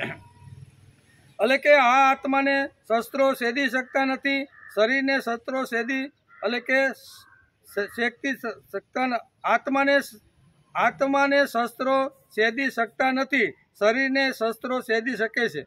કારણ આત્મા નિર્વયો છે, શરીરના અંગો એ આપણા અવ્યય છે, આત્મા નિર્વયો છે, તેથી આત્માને શસ્ત્રો સેદી શકતા નથી. એમ કે ટેબલ, ઉદાહરણ તરીકે ટેબલ લઈએ, આ ટેબલ છે સમજો ને, તો ટેબલને આડાવડા પાયા અને આડાવડા આવી રીતના જોઈન્ટ કરેલા બધા હોય કે નહીં, તો એ સેદવા હોય તો એ સેદાઈ જાય, શસ્ત્રથી સેદવા હોય, કરવતથી કાટવાના હોય તો એ બધું કપાઈ જશે. એટલે કે આગળના ટેબલ હોય, વૃક્ષ હોય, એ બધા અહીંયા અવયવો, શરીરના અવયવો છે, અને શરીરના અવયવો જે છે એ જેમ સેદાય છે તેમ અંદર રહેલો આત્મા સેદાતો, શરીરના હાથ છે, પગ છે, એ સેદાઈ જાય. કોઈ શું કહેવાય, કોઈ મશીનમાં આવી ગયો હોય, કોઈ તલવારે કાપ્યો હોય, કોઈ પડી ગયા હોય રસ્તાની અંદર, તો એ શરીરના જે અવયવો છે, જુદા જુદા અંગો છે, એ અંગો સેદાઈ જાય છે, પણ અંદર રહેલો આત્મા સેદાતો નથી. શસ્ત્ર પૃથ્વીમાંથી નિર્માણ થયું છે, પૃથ્વી પરના દરેક વસ્તુને સેદવાની તાકાત શસ્ત્રમાં છે, પણ આત્માને સેદી શકતો નથી. વૃક્ષને સેદવાનું હોય તો પણ એ શસ્ત્રથી સેદી શકાય, શરીરને પણ સેદી શકાય, કોઈ પણ પૃથ્વી ઉપરનું તત્વ હોય તો એને શસ્ત્ર સેદી શકે છે, પણ આત્માને સેદી શકતું નથી. પૃથ્વી કરતાં સૂક્ષ્મ જલ સૂક્ષ્મ છે, જલ કરતાં સૂક્ષ્મ અગ્નિ છે, અગ્નિ કરતાં સૂક્ષ્મ વાયુ છે, અને વાયુ કરતાં સૂક્ષ્મ આકાશ છે, અને આકાશ કરતાં સૂક્ષ્મ આત્મા છે. અહીંયા સુધી પહોંચવાનું. આ આત્મા તત્વ એટલું સૂક્ષ્મ તત્વ છે કે જેને પાણી ભીંજવી શકતું નથી, અગ્નિ બાળી શકતું નથી, પવન સૂકવી શકતું નથી, અને શસ્ત્ર એને સેદી શકતું. આટલું સૂક્ષ્મ તત્વ આ છે, એટલે કે એને સૂકવી શકતું નથી. ભગતસિંહ ફાંસીના માસડા ઉપર જ્યારે ચડ્યા ત્યારે એણે કીધું, નૈનમ સિદંતી શસ્ત્રાણી નૈનમ દહતી પાવક. આ શ્લોક બોલે છે કોણ? ભગતસિંહ. આપણા જે ક્રાંતિવીરો થઈ ગયા ને, હજારો ક્રાંતિવીરો થયા છે, એ બધાને જ્યારે કોઈને કાળા પાણીની સજા, કોઈને જેલની સજા, અથવા કોઈને ફાંસીના ફંદા ઉપર જ્યારે લટકાવવામાં આવ્યા છે, ત્યારે મોટા ભાગના બધા જે ક્રાંતિવીર જે યુવાનો ફાંસીના ફંદા ઉપર લટકી ગયા છે, એ બધાએ આ શ્રીમદ ભગવદ્ ગીતાનો બીજા અધ્યાયનો અહીંયા 23મો શ્લોક મોટા ભાગના ક્રાંતિવીરો બોલ્યા છે. ચંદ્રશેખર આઝાદ હોય કે અહીંયા પછી ભગતસિંહ હોય, ભગતસિંહને જ્યારે માસડા ઉપર ચડાવવામાં આવ્યા અને જ્યારે એને ફાંસી ઉપર લટકાવવામાં આવ્યા ત્યારે એને જેલર પૂછે છે કે ભાઈ તમારી અંતિમ ઈચ્છા કાંઈ ખરી કે કેમ? અને ત્યારે એમ કહે છે કે મારા આત્માને મારવા માટે આ જગતના દરેક જે તત્વો છે ને, અગ્નિ તત્વ હોય, પાણી તત્વ હોય, પછી પૃથ્વી તત્વ હોય કે શસ્ત્ર કોઈ પણ હોય, એ મારા આત્માને એ જો ન સેદી શકતા હોય તો તમે મારા આત્માને કેવી રીતે સેદી શકતો? મારા શરીરને સેદવાની તાકાત શસ્ત્રમાં છે, પણ મારા આત્માને સેદવાની શક્તિ આ પૃથ્વી ઉપર બધા જે ભૌતિક જે પદાર્થો છે એ ભેગા થઈને જો સેદવાનો પ્રયત્ન કરે તો મારા આત્માને સેદી શકવાના નથી. એમ કરી અને પોતાના હાથે જ ફાંસીનો ફંદો પોતાના ગળા ઉપર રાખી દીધો. હું મરતો નથી, અંદર રહેલો આત્મા મરતો નથી, એ તો અમર જ છે. મરે છે મારું શરીર, ભલે અત્યારે શરીર જાશે તો કોઈ પણ જગ્યાએ કર્મ પ્રમાણે હું મારું શરીર બીજે ધારણ કરવાનો છું. કહેવાનો અર્થ કે નૈનમ સિદંતી શસ્ત્રાણી નૈનમ દહતી પાવક ન ચ કલેન ધ્યન ત્યાપો ન શોષયતી મારુતિ. આ ભગતસિંહ જેવા આવા નર વીર જે લોહિયા છે ને, એ પણ શ્રીમદ ભગવતનો આ ગીતાનો શ્લોક બોલતા બોલતા ફાંસીના ફંદા ઉપર લટકી ગયા છે. કહેવાનો અર્થ કે અંદર જે આત્મા છે એને કોઈ મારી શકતું બહુ સ્પષ્ટ રીતે જ્યાં ફાંસીના ફંદા ઉપર ચડાવવા માટે જે લોકો આવ્યા હતા ને એ બધાને ભગતસિંહ આ રીતે સમજાવી ગયા છે. કુમારીલ ભટ્ટ હોય બરાબર, કુમારીલ ભટ્ટ હોય કે પ્રહલાદ હોય, એને અગ્નિ બાળી શકતો. અગ્નિ બાળી શીખો પ્રહલાદને. બહુ સરસ. બહુ આ શ્લોકની અંદર તો જેટલા ઊંડા ઉતરીને એટલું તત્વજ્ઞાન ઠાસીને ભગવાને પૂરવાનો પ્રયત્ન કર્યો. અહીં કહે છે આત્માને અગ્નિ બાળી શકતો નથી. એના બે જ્વલંત અને તેજસ્વી ઉદાહરણો છે. એ છે કુમારીલ ભટ્ટ અને બીજા છે પ્રહલાદ. એને પ્રહલાદને પણ અગ્નિએ બાળવાનો પ્રયત્ન કર્યો તો પણ પ્રહલાદ હેમખેમ બહારો નીકળી ગયો છે. એવી રીતે અહીંયા કુમારીલ ભટ્ટને જ્યારે ફોતરીના ઢગલા ઉપર ચડીને પોતાના આત્માનું બલિદાન આપવા માટે તૈયાર થયા અને એ વખતે 16 વર્ષનો એક લવર મૂસ્યો કહેવાય એવો સંન્યાસી એની સામે આવીને ઊભો છે. સંન્યાસી કહેશે કે હે યુવાન, તું આવું તારું સુંદર મજાનું શરીર છે, સુંદર મજાની યુવાની છે, આટલું સરસ તારું ભગવાને શરીર આપ્યું છે, તો આ શરીરને તું બાળવાનો શા માટે પ્રયત્ન કરે છે? નીચે ઉતર, તારી શું સમસ્યા છે એ સમસ્યાને હું હલ કરી નાખીશ. કુમારી ભટ્ટ કહે છે કે હું જગતની અંદર ખૂબ ભર્યો. બૌદ્ધ ધર્મના જ્યાં સંન્યાસીઓ હતા, જ્યાં રાજાઓ હતા, ત્યાં જઈને મેં વૈદિક ધર્મ, વૈદિક સંસ્કૃતિની બધી વાતો કરી, પણ એણે હો હી કરીને બધા વિદ્વાનોએ મારી વાતને ઉડાડી દીધી. તેથી મેં નક્કી કર્યું છે કે હવે મારે આત્માનું બલિદાન આપી દેવું છે. તેથી આ ફોતરીની અંદર આ ધીમે ધીમે આ ફોતરી શેની છે? કમોદના દાણા નીકળી જાય, ભાત નીકળી જાય અને પાછળ જે ફોતરી રહે ને એ ફોતરીનો ઊંચો ઢગલો કર્યો અને એની ઉપર કુમારીલ ભટ્ટ બેઠા અને નીચેથી અગ્નિ આપવામાં આવ્યો. ભડભડ ધીમે અગ્નિ બળતો અહીંયા કુમારીલના ભટ્ટના શરીર ઉપર પહોંચી જાય. અને એ વખતે આ સંન્યાસી 16 વર્ષનો યુવાન કહે છે કે ભાઈ તારી સમસ્યા શું છે? ત્યારે કે મારી સમસ્યા છે, મેં ઘણી જગ્યાએ ઘણી રજૂઆત કરી પણ વૈદિક તત્વજ્ઞાન, વૈદિક સિદ્ધાંતોને કોઈ માનવા માટે તૈયાર નથી. તેથી મેં એક પ્રતિજ્ઞા લીધી હતી કે વૈદિક ધર્મ અને વૈદિક વિચાર સમાજના અંતિમ માણસ સુધી જો નહીં પહોંચાડી શકું ને તો મારા આત્માનું બલિદાન આપી દે. આમ કરી અને ભડભડ અગ્નિ કુમારીલ ભટ્ટના શરીરને બાળતો રહેલો છે. પણ આજે ઇતિહાસના પાનાની અંદર કુમારીલ ભટ્ટ અમર થઈ ગયા, બરાબર ને? કારણ કે એને મળવા માટે 16 વર્ષના શંકરાચાર્ય કીધા હતા. અને એ વખતે અહીંયા કુમારીલ ભટ્ટનો જે દેહનું બલિદાન થઈ ગયું અને રાખનો ઢગલો પડ્યો હતો, એ વખતે શંકરાચાર્ય એ રાખ લઈને તિલક કરીને કહેશે કે તારું અધૂરું કાર્ય હું પૂરું કરીશ. અને કર્યું. આપણે બધાને ખબર છે કે આદ્ય ગુરુ શંકરાચાર્ય 32 વર્ષની ઉંમર થઈને ત્યાં સુધીના ભારતના 4 દિશાની અંદર 4 મઠ સ્થાપી અને વૈદિક સંસ્કૃતિનો ધ્વજ એને લહેરાવી દીધો. હિમાલય જઈ ઉપર જઈ, બદ્રી કેદાર ઉપર જાય અને વૈદિક સંસ્કૃતિનો ધંધો શું કહેવાય દંડો લહેરાવીને કહે છે કે કોઈની માએ હવાશેર જો ઊંટ ખાધી હોય ને તો મારા વૈદિક ધર્મ, વૈદિક તત્વજ્ઞાનના આ વૈદિક તત્વજ્ઞાનના ઝંડાને ઉથલાવી શકે. અને એ વખતે કોઈ વિરલો બચ્ચો પેદા ન થયો કે આવી રીતનો વિરોધ કરી. કહેવાનો અર્થ કે આટલી તાકાત વૈદિક ધર્મની અંદર છે.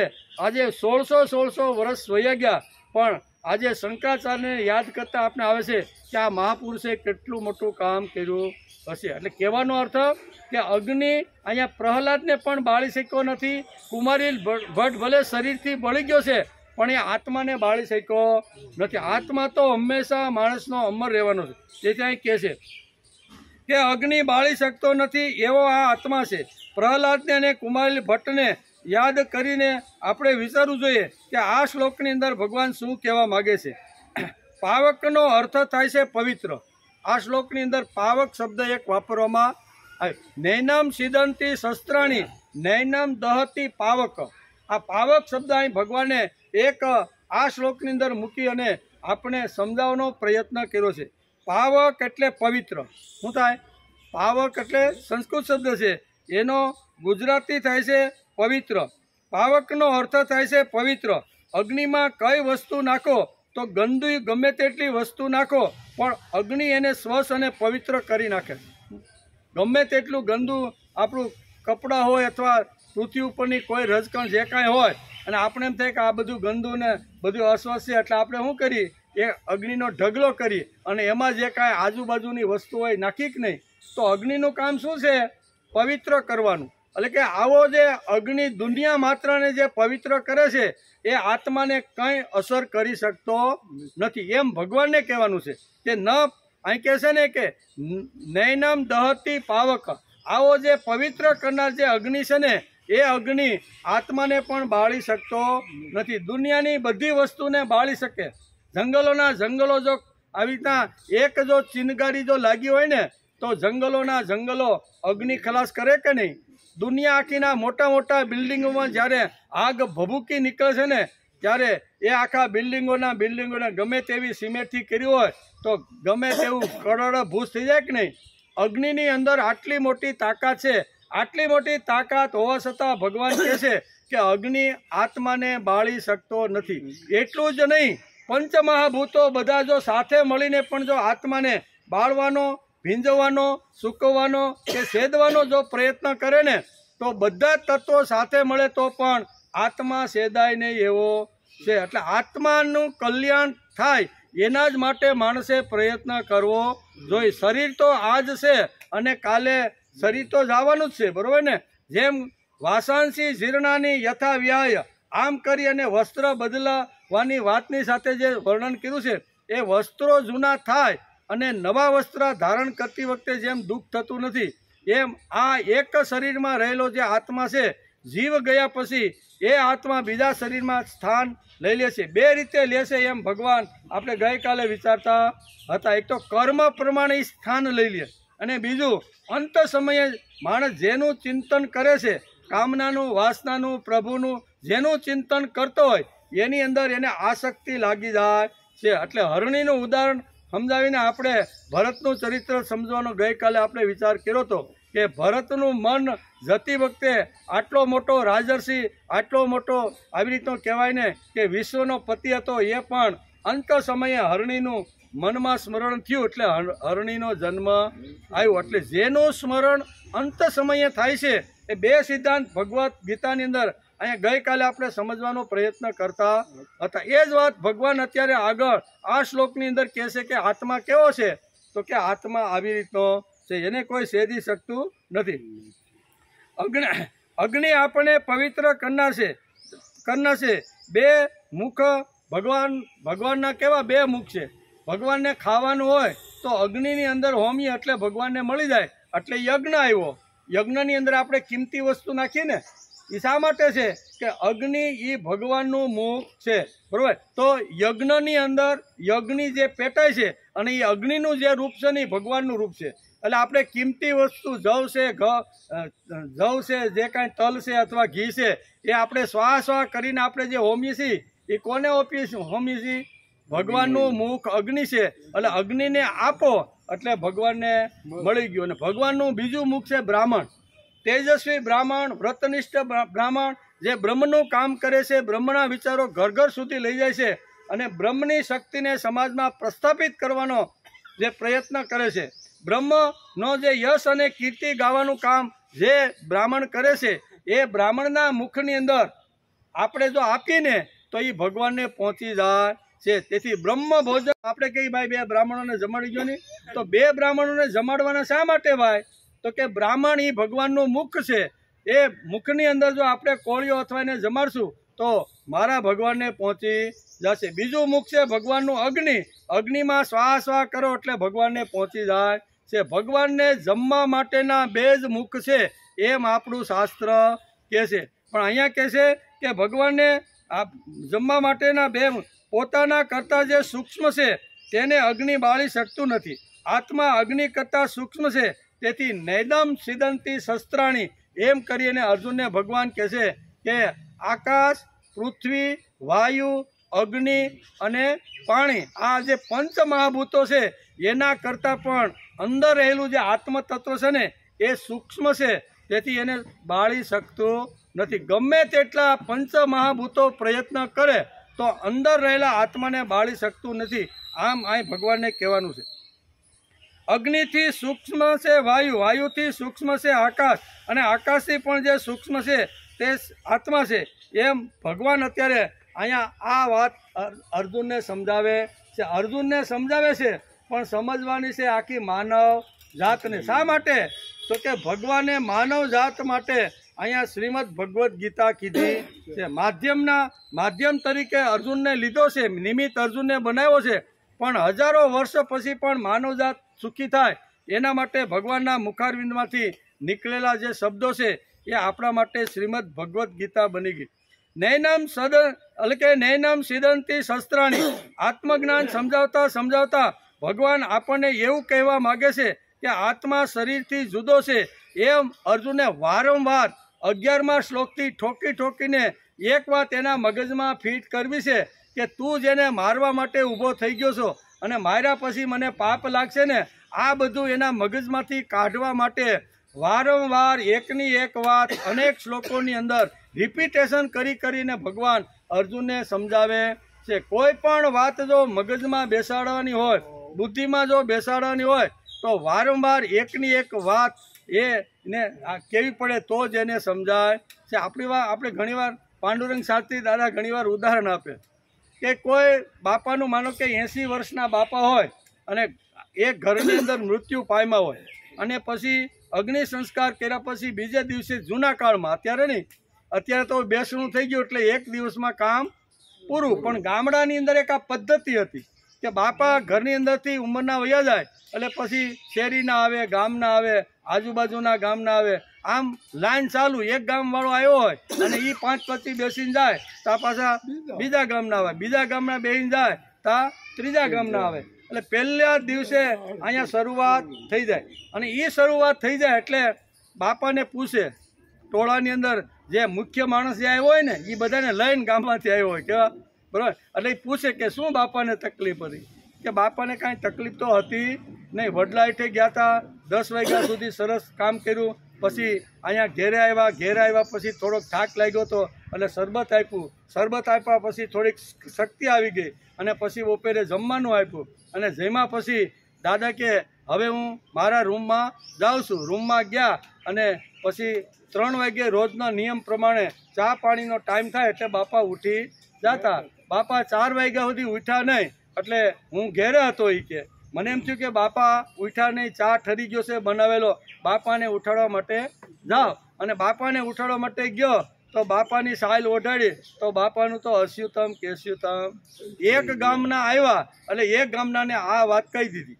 પાછા એ ગામના ગયા અને બીજા ગામવાળા આવ્યા. બાપાને શું તકલીફ હતી? બાપાને આમ તો કાંઈ નહોતું. વડલા હેઠે ગયા હતા 10 વાગે ઘેરે આવ્યા પછી લીંબુનું શરબત પાયું અને થોડી શક્તિ આવી ગઈ. બપોરનું ભોજન અમે બાપ દીકરાએ સાથે કર્યું અને પછી બાપા પોતાના રૂમમાં ગયા. 3 વાગે દરરોજ ચા થઈ જાય. 3 વાગ્યા એટલે બાપા નીચે આવ્યા નહીં એટલે પછી મને એમ થયું હું ઘેરે હતો ને એટલે બાપાને ઉઠાડી આવું. બાપાને ઉઠાડવા જાઓ અને સાયલ ઓઢાડી તા બાપાનું અસ્યુતમ કે ઈ ગયા બીજા ગામ. ત્રીજા ગામવાળા આવ્યા કે બાપાને શું હતું? આ મોઢે થઈ ગયું કે નહીં? એમ નૈનમ સિદંતી શસ્ત્રાણી. વારંવાર જો આપણે બોલશું ને આપણે તો એ 100% આપણે મોઢે. હવે આ ક્યાં ભાઈ ભણવા ગયો તો, એને ક્યાં કેસેટ રાખી હતી? પણ આવે એટલે સીધા માવજી બાપા આવે એટલે પૂછે કે ભાઈ શું તકલીફ હતી? કે તકલીફ તો કાંઈ નહોતી. આવી રીતું એ 10 વાર માવજી બાપાની સામે એ ભાઈ બોલે એટલે માવજી બાપાને કંઠસ્થ થઈ જાય કે ન થઈ જાય? તો એમ કોઈ પણ શાસ્ત્રના શ્લોકો જો કંઠસ્થ કરવાના હોય તો વારંવાર કરવા પડે. તેથી ઘણીવાર ઘણા લોકોને પ્રશ્ન થાય કે 11મા અધ્યાયમાં ભગવાને જે તત્વ જ્ઞાનની શરૂઆત કરી, અસોસ્યાનમ વસોસ્યાનમ, ક્યાંથી શરૂઆત કરી? અસોસ્યાનમ વસોસ્યાનમ. પછી અહીં કહે છે કે આ જે પંડિત લોકો હોય છે ને એ જ્ઞાની પુરુષો હોય છે એ આવીને જાય છે એનું દુઃખ પણ મર્યા પછી કરતા નથી અને આ જે છે એ જવાના છે એનું પણ દુઃખ વ્યક્ત કરતા સોસ્ય અસોસ્ય એટલે કે જે છે તેનું પણ દુઃખ કરતા નથી અને ગયા છે એનો પણ દુઃખ કરતા નથી. અસોસ્ય સોસ્યમ આમ કરીને ભગવાન 11મા શ્લોકથી શરૂઆત કરે છે. એમ કરીને વારંવાર એક શ્લોકની અંદર અહીંયા ભગવાન આત્માને બધી વાતો એમ થાય કે આ એકને એક શ્લોકમાં વાળીને થોડો ફેરફાર કરીને ભગવાન અર્જુનને આ હુકમ સમજાવતા છે. પણ ભગવાને અર્જુનના મનમાં એક જ વાત સ્થિર કરવાની છે કે આત્મા અમર છે, આત્માને કોઈ મારી શકતું નથી, કોઈ છેદી શકતું નથી, કોઈ ભીંજવી શકતું નથી, કોઈ બાળી શકતું નથી કે કોઈ સૂકવી શકતું. આ અર્જુનના મગજમાં આત્મા અમર તત્વની વાત સમજાવવાની, તો એને વારંવાર એકની એક વાત કહેવી પડે. તેથી 11મા શ્લોકથી શરૂઆત થઈ છે અને હજી તો આ 23 છે ને એના પછીના પાછા 2 શ્લોકમાં છે. એમાં ભગવાન આમ અનેક વાર વાળીને આ વાત સમજાવવાના છે. તેથી અહીં કહે છે, વરસાદ પડે તો કપડાં શરીર ભીંજાઈ શકે છે, પણ આત્મા ભીંજાઈ શકતો નથી. પોતાનાથી જે સૂક્ષ્મ છે તેને પાણી ક્યારેય ભીંજવી શકતું નથી. આત્મા સૂક્ષ્મ છે. પવન ક્યારેય આત્માને ભીંજવી શકતો નથી. ચોમાસામાં ઘણીવાર સૂર્ય દેખાતો નથી, છતાં કપડાં ઘરની અંદર દોરીની અંદર જો સૂકવવામાં આવે તો પવન જો આવતો હોય તો એ પવન સૂર્ય વગર પણ કપડાને સૂકવી નાખે કે નહીં? એ ભીના કપડાને સૂર્ય વગર પણ પવન સૂકવી શકે છે, પણ આત્માને સૂકવી શકતો કે મારી શકતો કે છેદી શકતો? ભગવાનને ઠોકી ઠાંસીને અહીંયા અર્જુનના મનમાં આ એક જ વાત ફિટ કરવાની છે અને એમ કરીને કોઈ પણ રીતે એને હથિયાર હાથમાં ઉપાડવાની જ વાત ભગવાન કરે છે.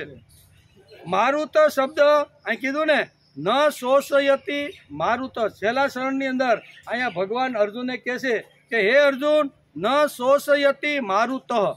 આ શબ્દ વાપર્યો છે. મારુત શબ્દ મારુતિ ઉપરથી આવ્યો છે. કેવો? મારુત શબ્દ મારુતિ ઉપરથી આવ્યો છે. હનુમાન મારુતિના પુત્ર છે.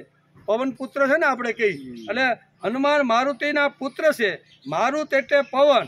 આ આત્માને પણ સૂકવી શકતો. આ જે પવન છે ને એ પણ આત્માને સૂકવી શકતો. ભીની માટીને સૂકવી દે, બરોબર ને? તડકો ન હોય તો પણ ઘણીવાર માટી સુકાઈ જાય, કપડાં સુકાઈ જાય, પણ આત્માને સૂકવવાની તાકાત અહીંયા મારુત શબ્દ વાપર્યો છે, એની અંદર આ શક્તિ નથી. શ્રીમદ ભગવદ્ ગીતાનું જે ચિંતન, જે સાધન છે, આત્મા કોણ છે? શસ્ત્રો છેદી શકતા નથી એવો આત્મા કોણ ભાઈ?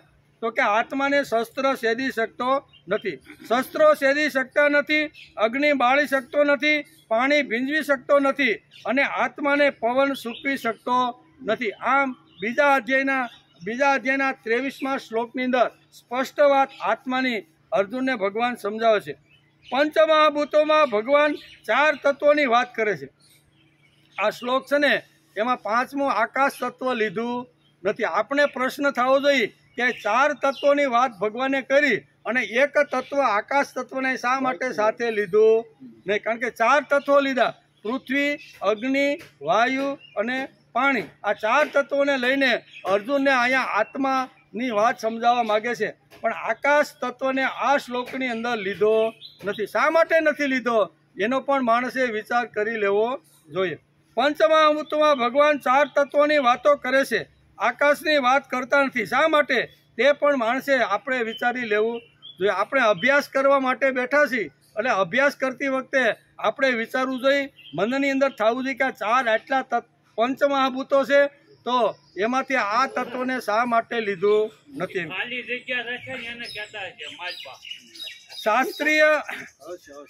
શાસ્ત્રીય દ્રષ્ટિથી આપણે જોઈએ છીએ. આ આપણે અભ્યાસ શાસ્ત્રીય દ્રષ્ટિથી જોતા રહેલા છીએ.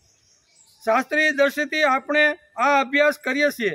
આકાશને કોઈ એક ક્રિયાની શક્તિ લાગુ પડતી નથી. એટલે કે આકાશ પાસે કોઈ તત્વ નથી. પાણી, વાયુ, અગ્નિ, પૃથ્વી આ ક્રિયાઓ કરવાની વાત આકાશ પાસે આવતી નથી, કારણ કે આકાશ નિર્લેપ છે. કેવું છે? આકાશ છે, એને કોઈ પૃથ્વી તત્વ, વાયુ તત્વ એ બધું કોને? આપણા શરીરને અને આત્માને અડવાનો પ્રયત્ન કરે છે, પણ આત્માને કોઈ અસર કરી શકતું નથી. પૃથ્વીના જે તત્વો છે, વૃક્ષ હોય, વનસ્પતિ હોય, જળ, એમાં એકાબીજાની અસર કરે છે, પણ આકાશ તો કેવું છે? નિર્મળ અને નિર્લેપ છે.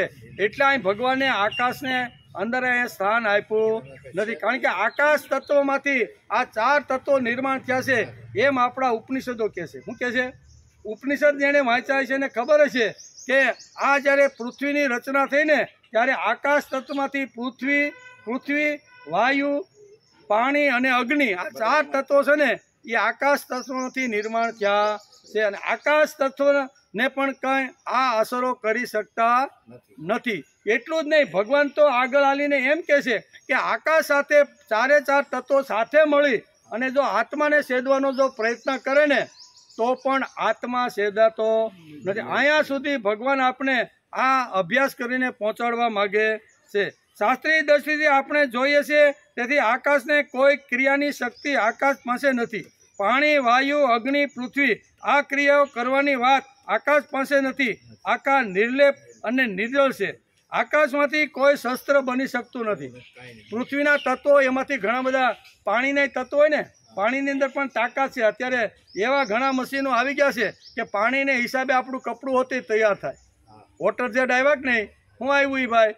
વોટર જેટ જે મશીનો છે આપણે વિજ્ઞાન તો કે એ પાણીથી પણ આવી રીતનું એ ઉત્પાદન કરી શકે છે. વાયુથી પણ, વાયુ ગમે તેટલો આવી રીતનો પવન હોય તો એ પણ ઘણું બધું એને જો સ્ટોર કરી અને જો કરવામાં આવે તો એ પણ વીજળી ઉત્પન્ન કરે કે નહીં? એટલે ગામડે ગામડે ઘણી પવન ચક્કીઓ થઈ ગઈ કે નહીં? આ બધા જે તત્વો છે એ બધા એકાબીજામાં રહીને એકાબીજાને ઉત્પન્ન કરી શકે છે. પણ આકાશ તત્વને કોઈ સ્પર્શી કે કોઈ આવી રીતનું ઉત્પન્ન કરવાની કોઈ વાત જ આવતી નથી. તેથી નિર્લેપ છે, નિર્જલ છે. તેથી ભગવાને અહીંયા આકાશ તત્વને લીધું નથી. આકાશમાંથી કોઈ શસ્ત્ર બની શકતું નથી.